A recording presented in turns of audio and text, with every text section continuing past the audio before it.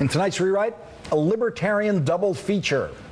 Rand rewrites Rand Paul, and Rand Paul rewrites Ron Paul.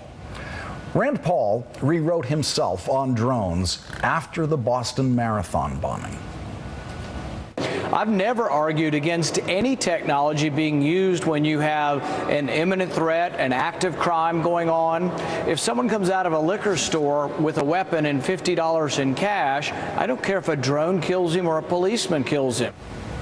Don't care, huh? Here was Rand Paul on the Senate floor last month.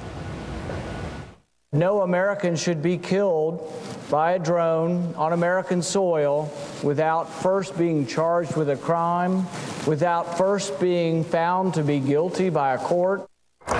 So Rand Paul didn't just rewrite himself on drones. He lied about what he had previously said about drones. He was attacked online by some libertarians who realized that he wasn't just lying about his previous statements, he was violating libertarian principles. I disagree with shooting first and asking questions later, wrote one broken-hearted libertarian. I am stunned by Rand's statement, wrote another. But they shouldn't have been stunned because, as I have pointed out in this space before, inconsistency and lying are Rand Paul trademarks, as is forcing his Senate staff to lie for him. His press secretary put out a statement retracting the senator's statement about killing liquor store robbery suspects with drones. The retraction said armed drones should not be used in normal crime situations. When asked if the senator was retracting his shoot to kill fleeing liquor store robbery suspects with drones nonsense, the press secretary was forced to lie. Quote, not retracting, end quote, is what she said. Yesterday, Rand's father, Ron Paul, finally gave the world his long-awaited take on law enforcement reaction to the bombing. In an op-ed for a libertarian website entitled "Liberty Was Also Attacked in Boston," Ron is a much more consistent libertarian than Rand, who is surely the slowest student of libertarianism in the Paul family. But Ron lies just as much as his son, and just as blatantly, and always has. The first word of Ron's op-ed piece is a lie. The first word, the first sentence is a lie. The first paragraph is a lie. Let's count the lies in Ron's first paragraph. Forced lockdown of a city. Now let's listen to the governor announcing the forced lockdown. We're asking people to shelter in place, in other words, to stay indoors with their doors locked and not to open the door for anyone other than a properly identified law enforcement officer, and that applies here in Watertown, where we are right now, also Cambridge, Waltham, Newton, Belmont, and at this point, all of Boston. All of Boston. Did you get that? Forced? He said, we're asking people to shelter in place. That's what the governor said. He did not order anyone to do anything. Now let's listen to the guy who stepped up to the microphone right after the governor, the Boston Police Commissioner. Mayor Menino has asked me to come here and to tell you that the shelter in place recommendation has been extended throughout the city of Boston. The shelter in place recommendation. So forced is lie number one. Let's look at lie number two. Tanks. Okay? There were no tanks in Boston. The Boston police don't have tanks. This is a tank.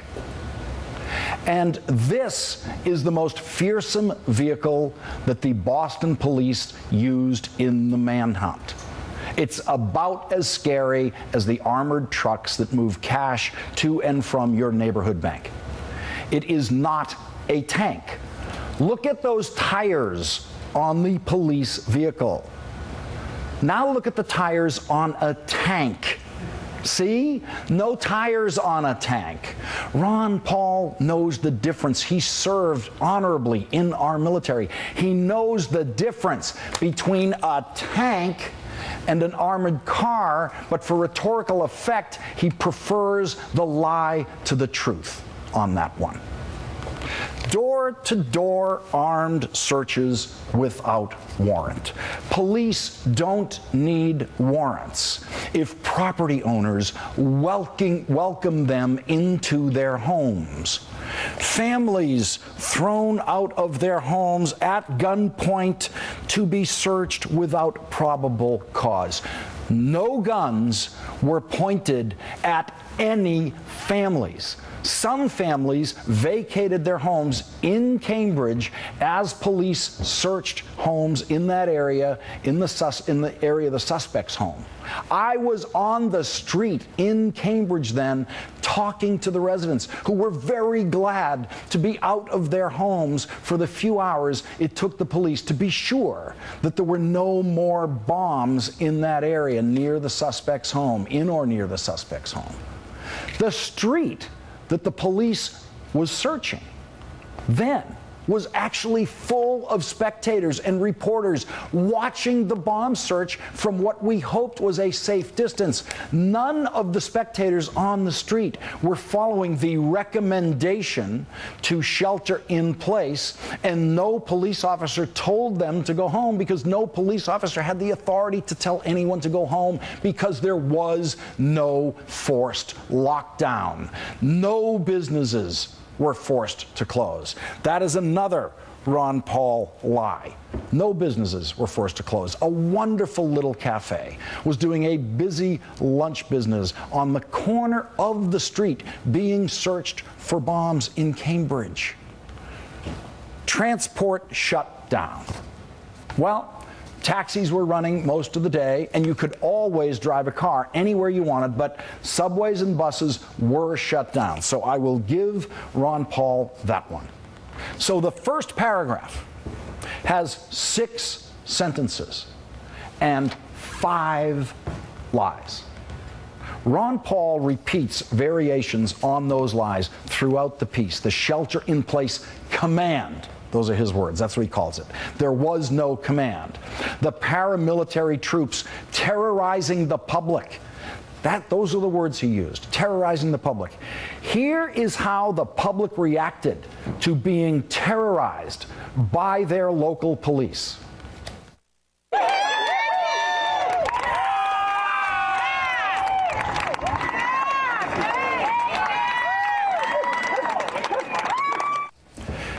Paramilitary police riding in tanks and pointing automatic weapons at innocent citizens. That's what Ron Paul wrote. What a vile lie. There were no tanks and there were no police pointing their weapons at innocent citizens.